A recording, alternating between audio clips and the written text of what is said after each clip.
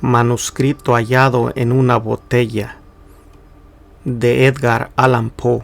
Sobre mi país y mi familia tengo poco que decir. Un trato injusto y el paso de los años me han alejado de uno y malquistado con la otra. Mi patrimonio me permitió recibir una educación poco común y una inclinación contemplativa permitió que convirtiera en metódicos los conocimientos diligentemente adquiridos en tempranos estudios, pero sobre todas las cosas me proporcionaba gran placer el estudio de los moralistas alemanes, no por una desatinada admiración a su elocuente locura, sino por la facilidad con que mis rígidos hábitos mentales me permitían detectar sus falsedades. A menudo se me ha reprochado la aridez de mi talento, la falta de imaginación se me ha imputado como un crimen y el escepticismo de mis opiniones me ha hecho notorio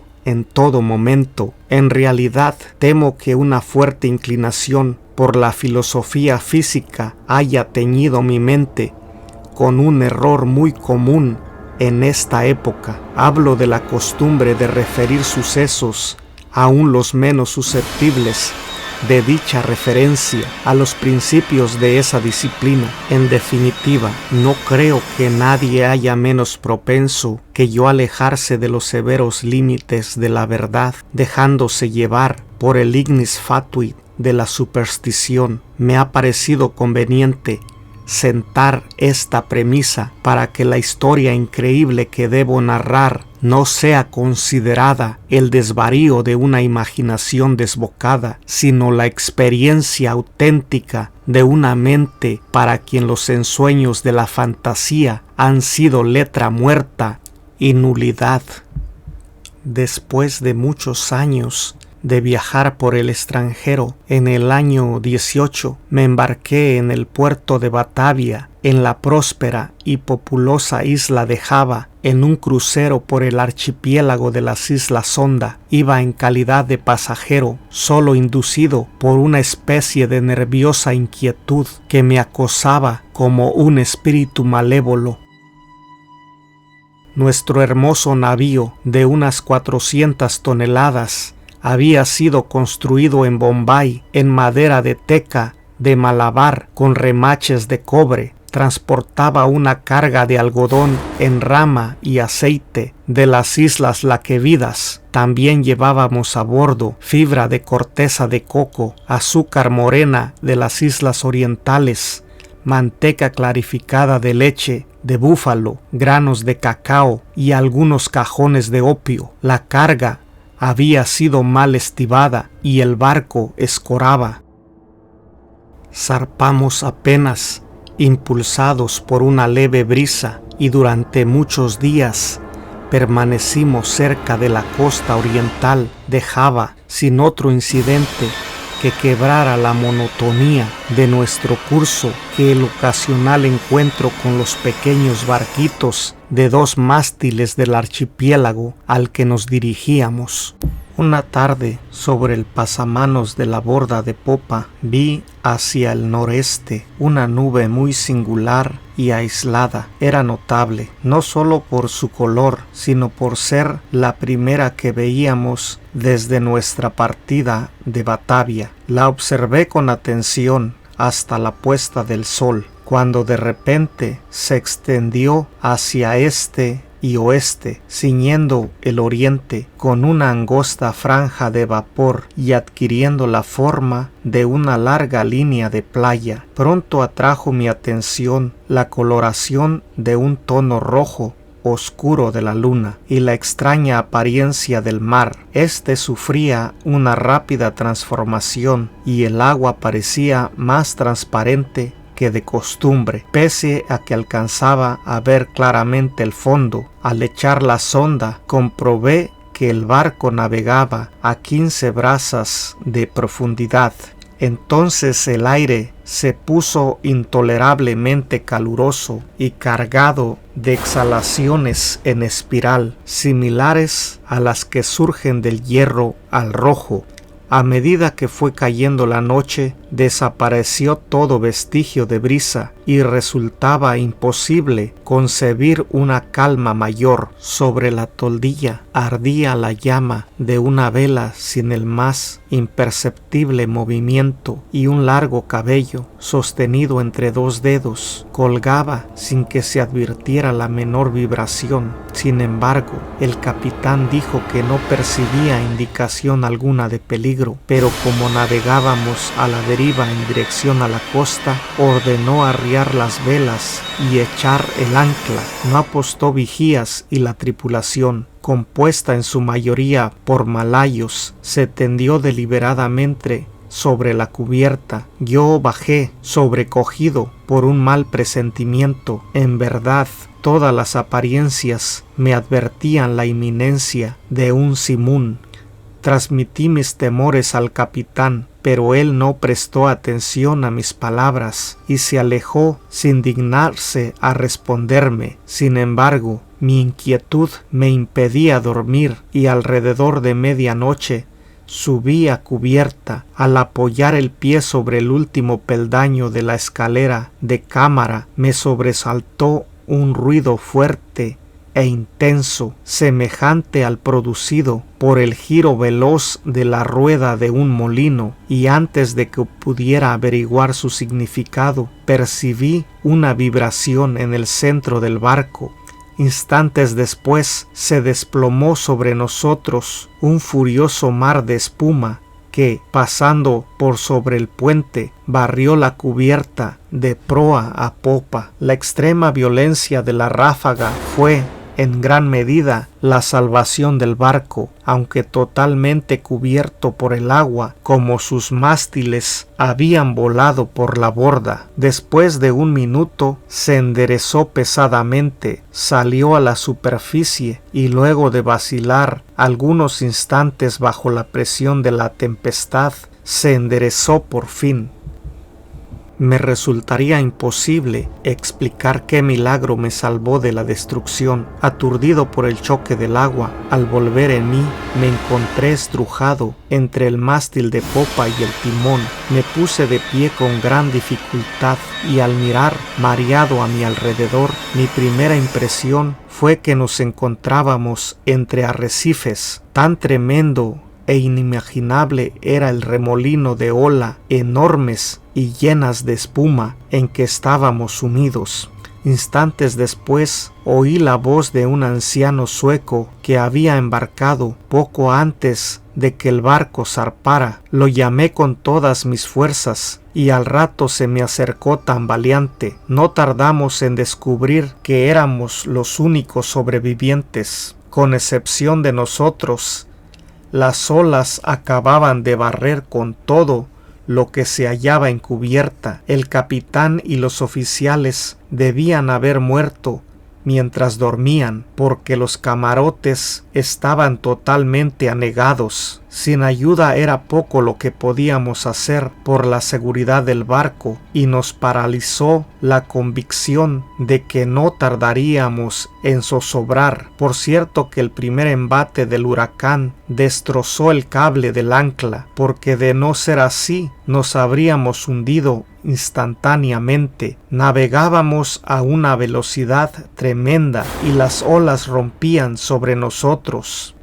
El maderamen de popa estaba hecho añicos y todo el barco había sufrido gravísimas averías, pero comprobamos con júbilo que las bombas no estaban atascadas y que el lastre no parecía haberse descentrado. La primera ráfaga había amainado y la violencia del viento ya no entrañaba gran peligro, pero la posibilidad de que cesara por completo nos aterrorizaba. Convencidos de que en medio del oleaje siguiente sin duda moriríamos, pero no parecía probable que el justificado temor se convirtiera en una pronta realidad.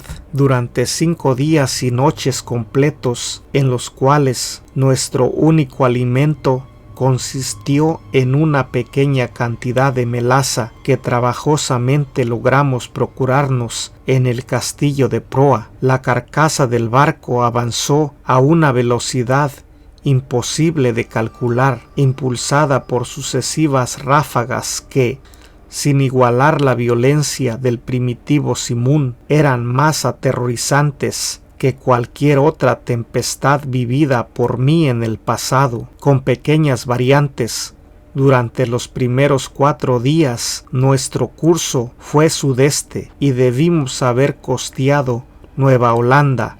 Al 5.º día el frío era intenso, pese que el viento había girado un punto hacia el norte. El sol nacía con una enfermiza coloración amarillenta y trepaba apenas unos grados sobre el horizonte, sin irradiar una decidida luminosidad.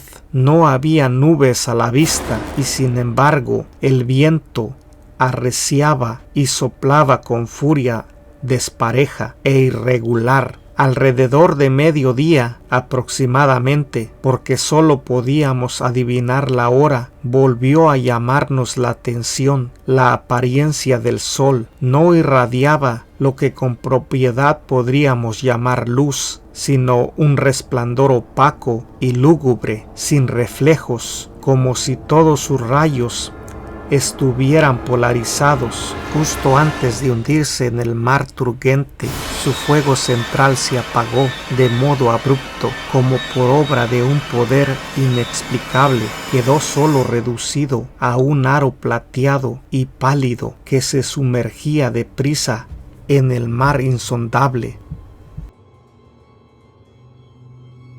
Esperamos en vano la llegada del 6.º día, ese día que para mí no ha llegado y que para el sueco no llegó nunca.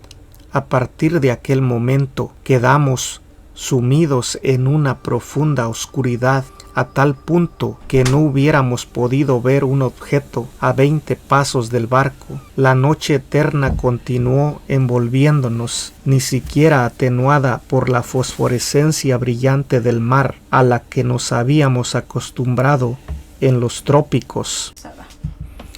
También observamos que, aunque la tempestad continuaba rugiendo con interminable violencia, ya no conservaba su apariencia habitual de olas ni de espuma con la que antes nos envolvía. A nuestro alrededor todo era espanto, profunda oscuridad y un negro y sofocante desierto de ébano. Un terror supersticioso fue creciendo en el espíritu del viejo sueco y mi propia alma estaba envuelta en un silencioso asombro. Abandonamos todo intento de atender el barco por considerarlo inútil y nos aseguramos lo mejor posible a la base del palo de mesana, clavando con amargura la mirada en el océano inmenso. No habría manera de calcular el tiempo ni de prever nuestra posición.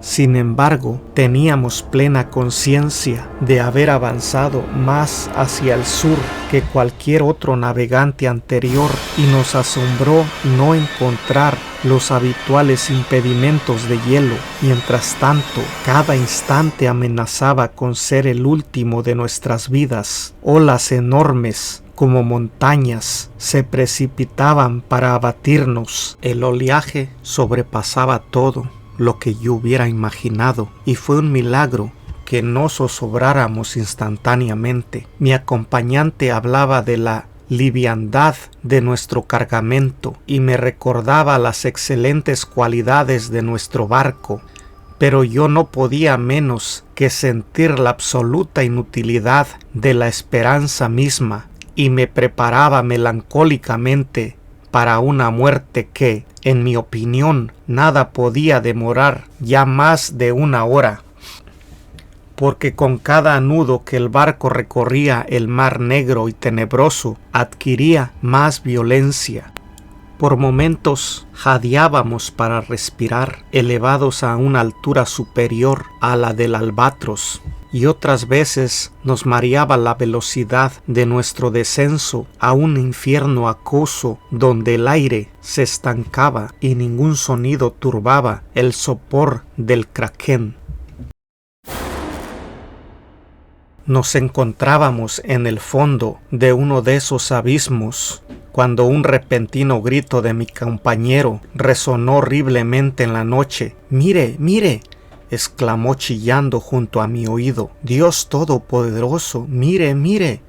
Mientras hablaba, percibí el resplandor de una luz mortecina y rojiza que recorría los costados del inmenso abismo en que nos encontrábamos, arrojando cierto brillo sobre nuestra cubierta. Al levantar la mirada, contemplé un espectáculo que me heló la sangre a una altura tremenda, directamente encima de nosotros, y al borde mismo del precipicio líquido flotaba un gigantesco navío de quizás 4,000 toneladas, pese a estar en la cresta de una ola que lo sobrepasaba más de 100 veces en altura. Su tamaño excedía el de cualquier barco de línea o de la Compañía de Islas Orientales.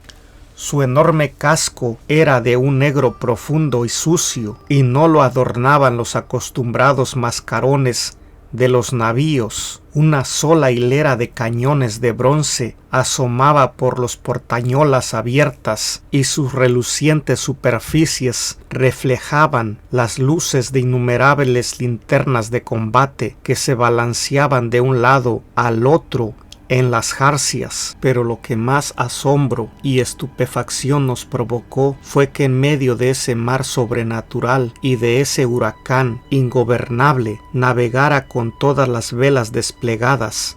Al verlo por primera vez, solo distinguimos su proa y poco a poco fue alzándose sobre el sombrío y horrible torbellino. Durante un momento de intenso terror se detuvo sobre el vertiginoso pináculo como si contemplara su propia sublimidad. Después se estremeció, vaciló y se precipitó sobre nosotros.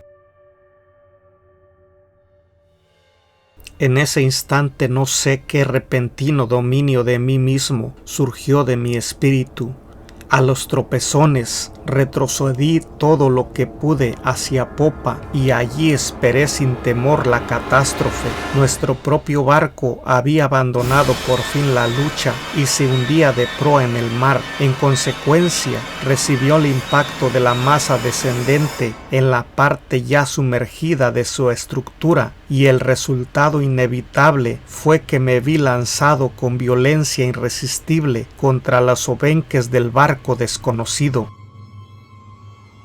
En el momento en que caí, la nave viró y se escoró, y supuse que la consiguiente confusión había impedido que la tripulación reparara en mi presencia. Me dirigí sin dificultad y sin ser visto hasta la escotilla principal, que se encontraba parcialmente abierta, y pronto encontré la oportunidad de ocultarme en la bodega. No podría explicar por qué lo hice. Tal vez el principal motivo haya sido la indefinible sensación de temor que desde el primer instante me provocaron los tripulantes de ese navío. No estaba dispuesto a confiarme a personas que a primera vista me producían una vaga extrañeza, duda y aprensión. Por lo tanto, consideré conveniente encontrar un escondite en la bodega. Lo logré moviendo una pequeña porción del armazón, y así me aseguré un refugio conveniente entre las enormes cuadernas del buque.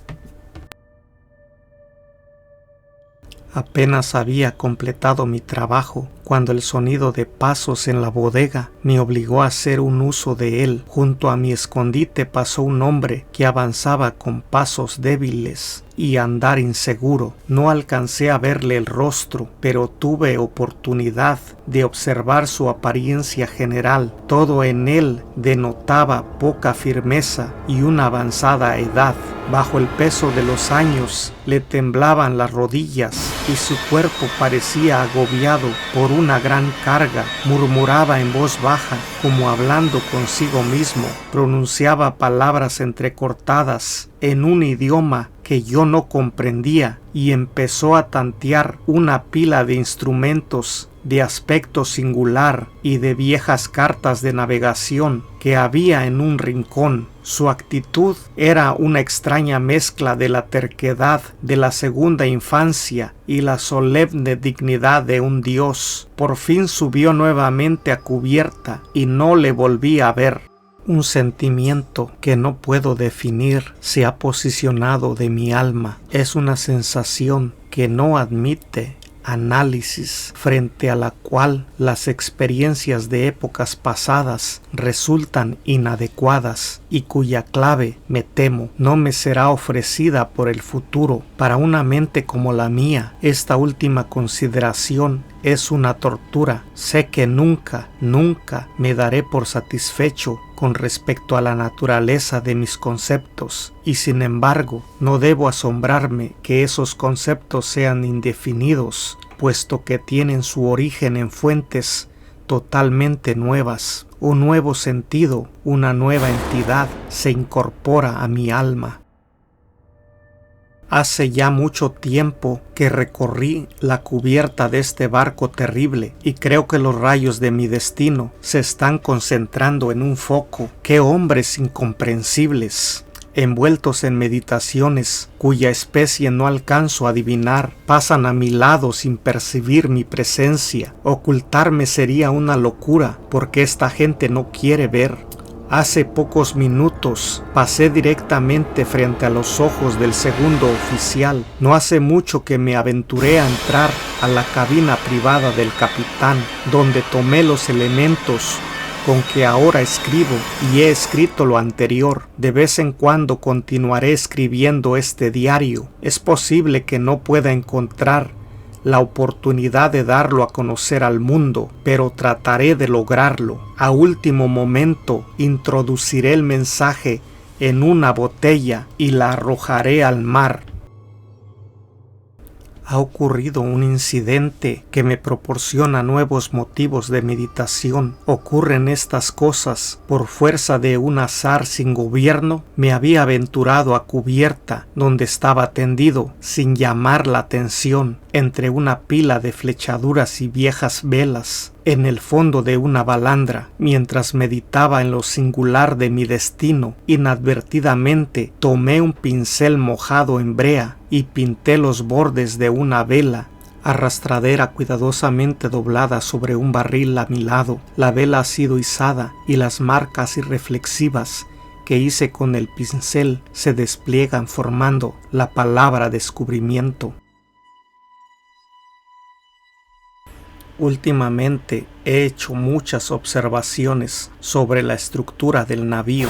Aunque bien armado, no creo que sea un barco de guerra. Sus jarcias, construcción y equipo en general contradicen una suposición semejante. Alcanzo a percibir con facilidad lo que el navío no es, pero me temo no poder afirmar lo que es. Ignoro por qué, pero al observar su extraño modelo y la forma singular de sus mástiles, su enorme tamaño y su excesivo velamén, su proa severamente sencilla y su popa anticuada, de repente cruza por mi mente una sensación de cosas familiares, y con esas sombras imprecisas del recuerdo siempre se mezcla la memoria de viejas crónicas extranjeras y de épocas remotas. He estado estudiando el maderamen de la nave. Ha sido construida con un material que me resulta desconocido. Las características peculiares de la madera me dan la impresión de que no es apropiada para el propósito al que se le aplicará. Me refiero a su extrema porosidad, independientemente considerada de los daños ocasionados por los gusanos, que son una consecuencia de navegar por estos mares, y de la podredumbre provocada por los años. Tal vez la mía parezca una observación excesivamente insólita, pero esta madera posee todas las características del roble español, en el caso de que el roble español fuera dilatado por medios artificiales. Al leer la frase anterior, viene a mi memoria el apotegma que un viejo lobo de mar holandés repetía siempre que alguien ponía en duda su veracidad. Tan seguro es como que hay un mar donde el barco mismo crece en tamaño, como el cuerpo viviente del marino. Hace una hora tuve la osadía de mezclarme con un grupo de tripulantes. No me prestaron la menor atención y aunque estaba parado en medio de todos ellos, parecían absolutamente ignorantes de mi presencia, lo mismo que el primero que vi en la bodega. Todos daban señales de tener una edad avanzada, les temblaban las rodillas achacosas, la decrepitud les inclinaba los hombros, el viento estremecía sus pieles arrugadas, sus voces eran bajas y trémulas y quebradas. En sus ojos brillaba el lagrimeo de la vejez y la tempestad agitaba terriblemente sus cabellos grises. Alrededor de ellos, por toda la cubierta, yacían desparramados instrumentos matemáticos de la más pintoresca y anticuada construcción. Hace un tiempo mencioné que había sido izada un ala del trinquete. Desde entonces, desbocado por el viento, el barco ha continuado su aterradora carrera hacia el sur, con todas las velas desplegadas desde la punta de los mástiles hasta los botalones inferiores, hundiendo a cada instante sus penoles en el más espantoso infierno de agua que pueda concebir la mente de un hombre. Acabo de abandonar la cubierta, donde me resulta imposible mantenerme en pie, pese a que la tripulación parece experimentar pocos inconvenientes. Se me antoja un milagro de milagros, que nuestra enorme masa no sea definitivamente devorada por el mar. Sin duda, estamos condenados a flotar indefinidamente al borde de la eternidad, sin precipitarnos por fin en el abismo. Remontamos olas 1000 veces más gigantescas que las que he visto en mi vida, por las que nos deslizamos con la facilidad de una gaviota, y las aguas colosales alzan su cabeza por sobre nosotros como demonios de las profundidades, pero como demonios limitados a la simple amenaza y a quienes les está prohibido destruir. Todo me lleva a atribuir esta continua huida del desastre a la única causa natural que puede producir ese efecto.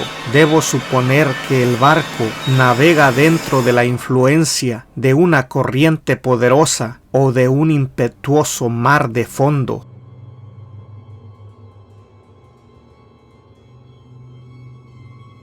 He visto al capitán cara a cara en su propia cabina, pero tal como esperaba, no me prestó la menor atención, aunque para un observador casual no haya en su apariencia nada que puede diferenciarlo en más o menos de un hombre común. Al asombro con que lo contemplé se mezcló un sentimiento de incontenible reverencia y de respeto. Tiene aproximadamente mi estatura, es decir, 5 pies y 8 pulgadas. Su cuerpo es sólido y bien proporcionado, ni robusto ni particularmente notable en ningún sentido, pero es la singularidad de la expresión que reina en su rostro, es la intensa, la maravillosa, la emocionada evidencia de una vejez tan absoluta, tan extrema, lo que excita en mi espíritu una sensación, un sentimiento inefable. Su frente, aunque poco arrugada, parece soportar el sello de una miríada de años.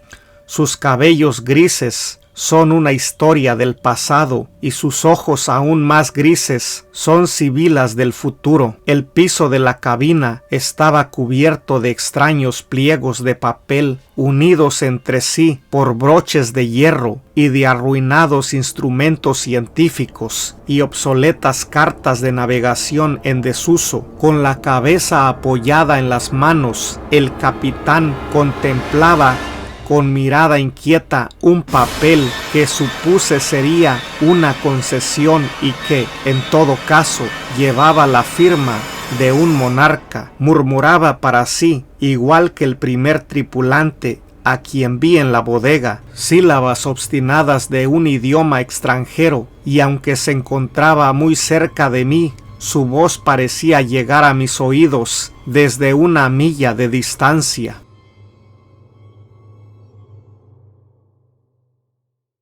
El barco y su contenido está impregnado por el espíritu de la vejez. Los tripulantes se deslizan de aquí para allá como fantasmas de siglos ya enterrados. Sus miradas reflejan inquietud y ansiedad, y cuando el extraño resplandor de las linternas de combate iluminan sus dedos, siento lo que no he sentido nunca, pese a haber comerciado la vida entera en antigüedades y absorbido las sombras de columnas caídas en Baalbek, en Tamdor y en Persépolis, hasta que mi propia alma se convirtió en una ruina.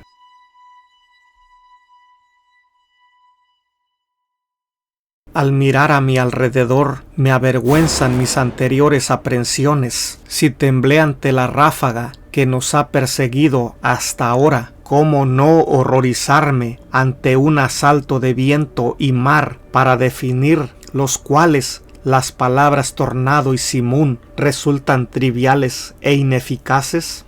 En la vecindad inmediata del navío reina la negrura de la noche eterna y un caos de agua sin espuma, pero aproximadamente a una legua a cada lado de nosotros alcanzan a verse oscuramente y a intervalos imponentes murallas de cielo que se alzan hacia el cielo desolado y que parecen las paredes del universo. Como imaginaba, el barco sin duda está en una corriente, si así se puede llamar con propiedad a una marea que, aullando y chillando entre las blancas paredes de hielo, se precipita hacia el sur con la velocidad con que cae una catarata. Presumo que es absolutamente imposible concebir el horror de mis sensaciones. Sin embargo, la curiosidad por penetrar en los misterios de estas regiones horribles predomina sobre mi desesperación y me reconciliará con la más odiosa apariencia de la muerte. Es evidente que nos precipitamos hacia algún conocimiento apasionante, un secreto imposible de compartir, cuyo descubrimiento lleva en sí la destrucción. Tal vez esta corriente nos conduzca hacia el mismo polo sur. Debo confesar que una suposición en apariencia tan extravagante tiene todas las posibilidades a su favor.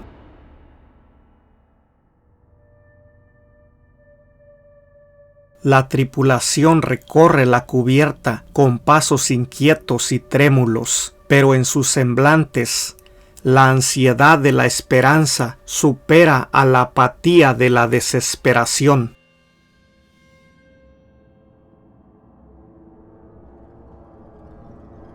Mientras tanto, seguimos navegando con viento de popa y como llevamos todas las velas desplegadas, por momentos el barco se eleva por sobre el mar. ¡Oh, horror de horrores!